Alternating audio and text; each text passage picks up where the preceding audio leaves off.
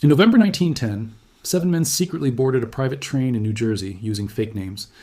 They represented 1/4 of the world's wealth. For 10 days, they wrote legislation that would change America forever, creating the Federal Reserve. This wasn't a government operation. This was 7 private bankers meeting in secret, drafting laws to control the entire American money supply. And on December 23rd, 1913, when most of Congress had left for Christmas, it became law. Today, I'm exposing the Jekyll Island conspiracy, who these men were, what they created, and why you're still living under their system 115 years later. Before Jekyll Island, you need to understand the panic of 1907. Every major financial reform happens during a crisis, and 1907 was the crisis these bankers needed. In October 1907, the stock market collapsed. Banks failed nationwide. Depositors rushed to withdraw their money. The entire financial system was collapsing. There was no central bank in 1907. America had killed 2 previous attempts. The first bank expired in 1811, and Andrew Jackson destroyed the second bank in 1836, calling it the monster. When panic hit, there was no lender of last resort. Enter J.P. Morgan, the most powerful banker in America. He personally organized the rescue, locking bankers in his library and forcing them to pool resources. Morgan saved the system, but not out of civic duty. He proved a point.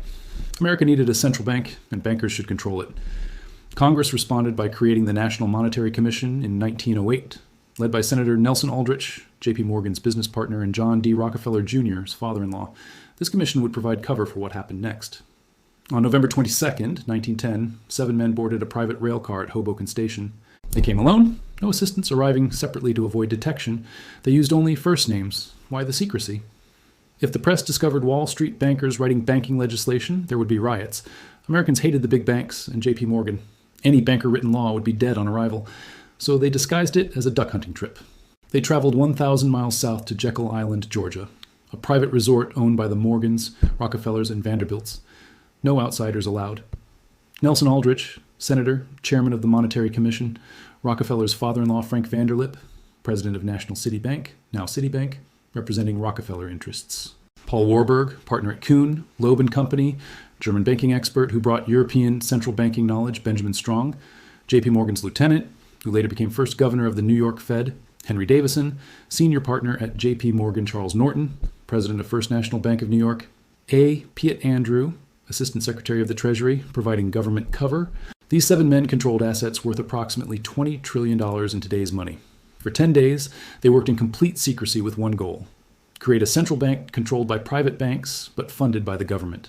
They had 3 problems to solve. Problem 1, Americans hated central banks. Solution, don't call it a central bank. Call it the Federal Reserve System. Make it sound governmental with words like federal and reserve. Problem 2, Americans hated Wall Street. Solution, create regional Federal Reserve banks across the country to appear decentralized, but structure the system so the New York Fed controls everything.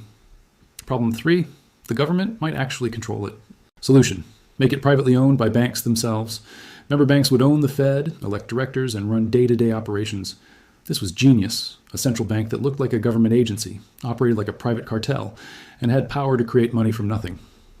Here's how it works. Step 1, government needs money and issues bonds, IOUs. Step 2, the Fed buys bonds by creating money from nothing, typing numbers into computers. Step 3, the government spends this newly created money into the economy. Step 4, you pay taxes to cover the interest on those bonds. Step 5, banks that own the Fed collect that interest as profit, earning 6% annual dividends. You're working to pay interest on money created from nothing by private banks. The Jekyll Island meeting ended in late November 1910. Now they needed congressional approval, which took 3 years of careful maneuvering. Senator Aldrich introduced it as the Aldrich Plan in 1912, but everyone knew he was a banker ally. It went nowhere. The bankers needed a new strategy. When Woodrow Wilson won the presidency in 1912, they supported his campaign through intermediaries. They gave him funding and advisors deeply connected to banking interests. The Jekyll Island Plan was rebranded as the Federal Reserve Act, sponsored by Democrats to look like reform against the banks, not for them.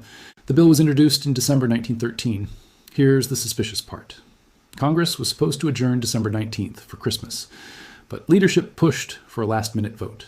December 23rd, 1913. Most congressmen had already left Washington. Those remaining were exhausted and eager to leave. The 1,000-page bill hadn't been fully read. The House passed it 298 to 60. The Senate passed it 43 to 25. Wilson signed it the same day. Congressman Charles Lindbergh Sr. understood what happened. This act establishes the most gigantic trust on earth. The worst legislative crime of the ages is perpetrated by this banking bill. He was right, but it was too late. The Federal Reserve opened November the 16th, 1914. The Jekyll Island conspirators now ran the system they designed. World War I, 1914-1918. The Fed created $25 billion in new money, doubling the money supply. Banks earned massive interest on war bonds. J.P. Morgan became the sole purchasing agent for Britain and France. The 1920s bubble. The Fed kept interest rates artificially low, fueling stock speculation. Banks got rich until the 1929 crash. The Great Depression. The Fed was supposedly created to prevent panics, yet the Depression was worse than 1907. The Fed let the money supply contract by 1/3, destroying small banks while big banks like J.P. Morgan and Chase consolidated power. 2008. Financial crisis. The Fed created $4.5 trillion to bail out banks. Not one major bank failed. Not one executive jailed. Meanwhile, 10 million Americans lost homes. 2020 COVID crisis. The Fed created $4 trillion in 6 months. Stock markets hit all-time highs. Billionaires gained $1.8 trillion. Meanwhile, 40 million Americans filed for unemployment. Since 1913, the U.S. dollar has lost 98% of its purchasing power. What cost $1 in 1913 costs $32 today.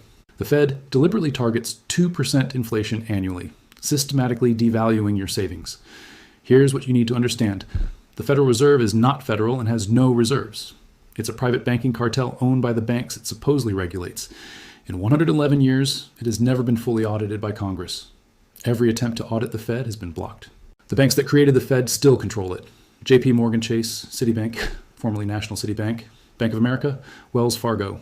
They own the Federal Reserve. They elect its directors. They receive dividends from its profits made from interest paid by your tax dollars.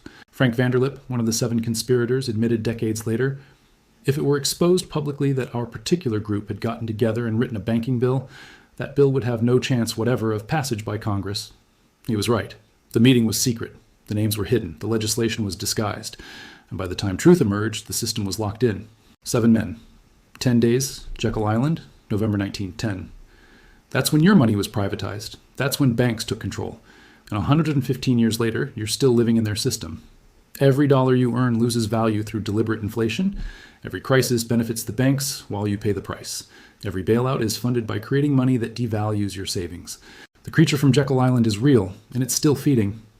If this opened your eyes, subscribe for more truth about how money really works. Because understanding Jekyll Island isn't just history, it's understanding who controls your economic future.